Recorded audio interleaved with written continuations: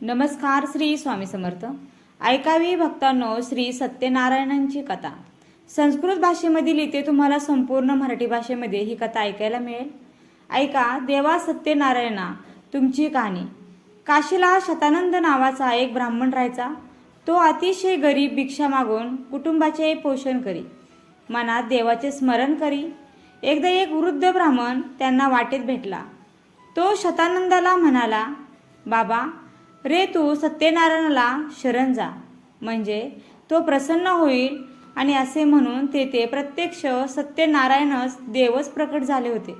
त्यांनी त्या ब्राह्मणाला या सत्यनारायण पूजेचा सर्व पूजाविधी सांगितला. प्रसादासाठी गव्हाचा रवा, तूप, साखर, दूध, केळी वगैरे सर्व वस्तू सव्वा मापाने घेऊन त्याचा शिरा करायला सांगितले. भक्तियुक्त अंतकरणाने पूजा करतात त्यांना आपण प्रसन्न होतो असे ते म्हणाले आणि गुप्त झाले. पुढे तो भिक्षेला गेला. त्याला खूप भिक्षा मिळाली. तसं त्याने त्यातून पूजा साहित्य आणलं, प्रसादाच्या वस्तू आणल्या आणि यथाविधी पूजा केली, कहाणी केली. प्रसाद आपण घेतला, सर्वांना वाटला. त्याने श्री सत्यनारायण संतोष पावला. ब्राह्मणाला यामुळे धनसंपत्ती, वैभव सर्व काही मिळालं. एकदा एक भिल्ल त्या गावात लाकडाची मुळी विकायला नेहमीप्रमाणे आला. शतानंद ब्राह्मणाचं वैभव पाहून तो थक्कच झाला. तो गरिबाचा श्रीमंत कसा झाला असा त्याच्या मनात विचार चालू होता आणि त्याने त्या ब्राह्मणालाच विचारले.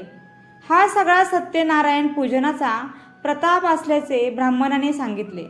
आणि मग त्या ब्राह्मणाकडून सत्यनारायणाची माहिती घेऊन त्याने आपल्या घरी देखील तशीच पूजा केली.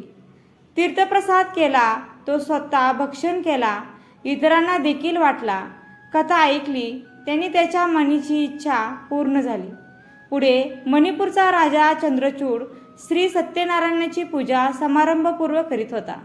तेवढ्यात रत्नपूरचा साधू नावाचा एक वाणी नावेत बसून नदीमार्गी चालला असताना त्याने तो सोहळा पाहिला. नावेतून उतरून तिथे गेला. कोणाची पूजा कशी करावी, काय फळ मिळतं म्हणून विचारलं. आणि त्या पूजेने धनसंपत्ती, धनदौलत वगैरे सर्व मिळते आणि म्हणून मला संतती झाली तर मी सत्यनारायण पूजन करेल असा नवस त्याने केला. आणि त्याप्रमाणे सत्यनारायणाच्या कृपेने त्याला एक सुंदर कन्या झाली. तिचं नाव त्याने कलावती असं ठेवलं. ती मुलगी मोठी झाली. गोकांचनपूरच्या शंखपतीशी तिचं लग्न लावून दिलं. त्याला घर जावईही केला. सगळं काही ठीक झाले, परंतु श्री सत्यनारायण पूजेचा त्याला विसरच पडला. एके दिवशी साधूवाण्याने सोनं, नाणं, हिरे, माणिके नौकेत भरली आणि जावयासह तो व्यापाराला निघाला. ठिकठिकाणी माल त्याने विकला, खूप फायदा मिळवला. पण काय झाले, त्या नगरातले राजभंडार त्याच रात्री चोरीला गेले आणि ते राजाला कळले. चोरांना पकडून आणा असा आदेश दिला. पण सेवकांना चोर काही सापडेना. आणि मग त्यांनी काय केले, राजाच्या भीतीने साधूवाण्याला व त्यांच्या जावयाला त्यांनी चोर म्हणून पकडले. त्यांना कारागृहात टाकले. त्यांची दौलत राजभंडारात जमा केली. इकडे साधूवाण्याची पत्नी लीलावती वाट पाहत होती.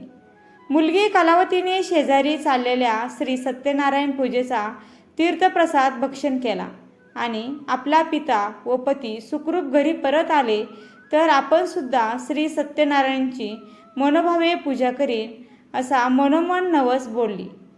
आणि मग लीलावतीने साहित्य जमवून पूजा देखील केली. सत्यनारायण संतुष्ट झाला आणि त्याच रात्री तो राजाच्या स्वप्नात गेला. साधू आणि त्याच्या जावई हे चोर नसून साव आहेत, त्यांना सोडून दे असं म्हणाला. राजाने तसे केले. त्यांचे द्रव्य त्यांना दिले आणि त्यांचा सत्कार करून त्यांना जाऊ दिले. नावेत बसून जात असताना संन्यासाचा वेश घेऊन सत्यनारायण त्या वाण्याला म्हणाले, नावेत काय भरले आहे? वाणी म्हणाला, नावेत पालापाचोळा वगैरे भरलेला आहे. देव म्हणाला, तसेच हो आणि तुझी वाचा खरी ठरव. मग चमत्कारच झाला. नौकेतले धन नाहीसे झाले आणि तेथे पालापाचोळा भरलेला दिसला. वाणी आकांत करू लागला. जावई म्हणाला, संन्यासाला खोटे सांगितले म्हणूनच असे झाले. आता त्यांना शरण जा, त्यांची क्षमा मागा. त्या संन्यासी रूपी सत्यनारायणाने त्याला त्याने केलेल्या नवसाची आठवण करून दिली. वाणीने नमस्कार करून क्षमा याचना केली. सत्यनारायणाने कृपा करताच त्याचे धन होते तसे त्या नौकेत भरलेले दिसले. देवाचे आभार मानून सासरा आणि जावई तिथून निघाले. आपल्या गावाजवळ आले. ते लीलावती आणि कलावतीला कळलं तर त्यांनी ठरल्याप्रमाणे सत्यनारायणाची पूजा केली. परंतु आनंदाच्या भरात तीर्थप्रसाद न घेताच कलावती आपल्या पतीला भेटायला धावली.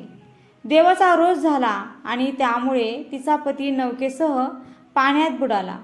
सर्वजण शोक करू लागले आणि तोच आकाशवाणी झाली, आधी परत जा, तीर्थप्रसाद भक्षण कर आणि मग सगळं काही ठीक होईल. तिने तसे केले आणि मग नवल घडले. कलावतीचा पती नौकेसह सुखरूप परतून आला. तसा सगळ्यांना आनंदी आनंद झाला आणि मग श्री सत्यनारायणाची त्यांनी पूजा केली, तीर्थप्रसाद घेतला, कथा श्रवण केली. त्या सर्वांची इच्छा त्यामुळे पूर्ण झाली. प्रसादाचा अपमान केला तर सत्यनारायणाचा कोप होतो. एकदा काय झाले, अंगध्वज नावाचा एक राजा शिकारीसाठी अरण्यात गेला. तिथे एका झाडाच्या छायेत विश्रांती घेऊ लागला आणि तोच त्याला गाढ झोप लागली. बाजूलाच काही गुराखी मुलं सत्यनारायण पूजित होती. पूजा संपल्यावर त्यांनी प्रसादाचा एक द्रोण राजाच्या शेजारी ठेवून दिला. राजा उठला आणि प्रसाद पाहिला.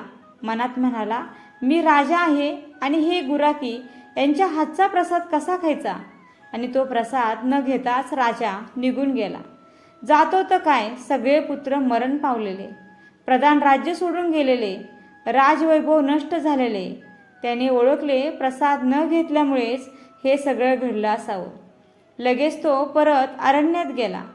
गुराख्यासह सत्यनारायण पूजेला देव त्याला संतुष्ट झाला आणि सगळं होतं तसं पूर्वीप्रमाणे झाले. भावभक्तीने सत्यनारायण पूजला तर हा देव नक्की प्रसन्न होतो. सत्यनारायणाच्या कृपेने शतानंद, ब्राह्मण, भिल्ल, साधू आणि अंगध्वज राजा यांचे जसे कल्याण झाले तसे तुमचे आमचे हो. ही 60 उत्तराची कहाणी 5 उत्तरी इथे सुफळ संपूर्ण. तर मंडळी, ही होती सत्यनारायणाची धार्मिक कथा, तीही मराठी भाषेतून. तुमच्या घरी जेव्हा जेव्हा सत्यनारायणाची पूजा असेल त्या वेळेस तुम्ही आपल्या चॅनलवरची ही सत्यनारायणाची मराठी कथा जरूर ऐका. तुम्हाला ही कथा कशी वाटली, आवडली असेल तर या व्हिडिओला नक्की लाईक करा, शेअर करा व चॅनलला सबस्क्राईब करायला देखील विसरू नका. आणि व्हिडिओ शेवटपर्यंत पाहिल्याबद्दल अगदी मनापासून खूप खूप आभारी आहे. धन्यवाद. श्री स्वामी समर्थ. जय जय स्वामी समर्थ. रामकृष्ण हरी. जय जय रामकृष्ण हरी. ओम नमो भगवते वासुदेवाय नमः.